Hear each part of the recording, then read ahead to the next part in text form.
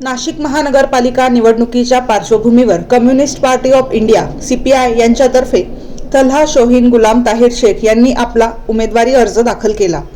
उमेदवारी अर्ज दाखल करताना पक्षाचे पदाधिकारी व कार्यकर्ते उपस्थित होते।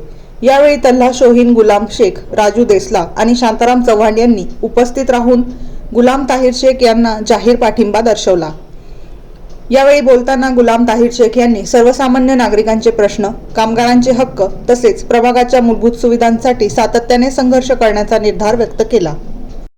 प्रभाग क्रमांक 13 मधून सर्वसाधारण गटातून आम्ही उमेदवारी करत आहोत। आताच या ठिकाणी उमेदवारी अर्ज आम्ही सादर केलेला आहे। आपल्याला माहिती आहे की महानगरपालिका नाशिकची असो किंवा कुठलीही असो, मूठभर अतिश्रीमंत बिल्डर्स आणि कॉन्ट्रॅक्टर लॉबीसाठी ती काम करते आणि त्यासाठी त्याला जनताभिमुख सत्ता तिथे असायला पाहिजे, तिथे लोकांची सत्ता असायला पाहिजे आणि त्या पद्धतीने आम्ही ही निवडणूक लढवण्याचा ठरवलेला आहे।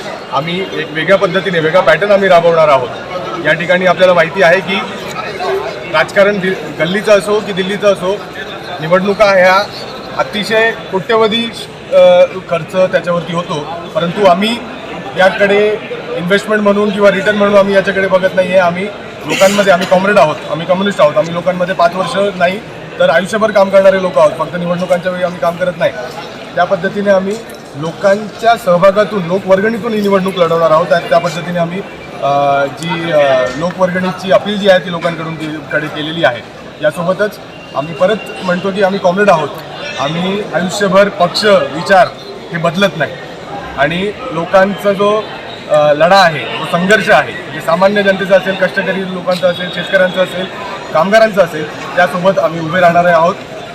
महापालिकेच्या द्वारे जे काही जबाबदाऱ्या नगरसेवकाच्या असतात त्या सगळ्या गोष्टी आम्हाला माहिती आहे आणि त्या जास्तीत जास्त लोकाभिमुख करण्याच्या दृष्टीने आम्ही ही निवडणूक लढवतोय।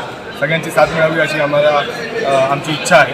धन्यवाद। सध्या तरी आम्ही इतर पक्षांसोबत आमचं बोलणं सुरू आहे, परंतु एक सिंपल गोष्ट आहे की या सगळ्या लोकांना, कामगारांचे, कष्टकऱ्यांचे मतं पाहिजे, त्यांच्यासोबत संघर्ष करणाऱ्या लोकांची साथ पाहिजे, परंतु त्यांचे प्रतिनिधी यांना नको आहे ना।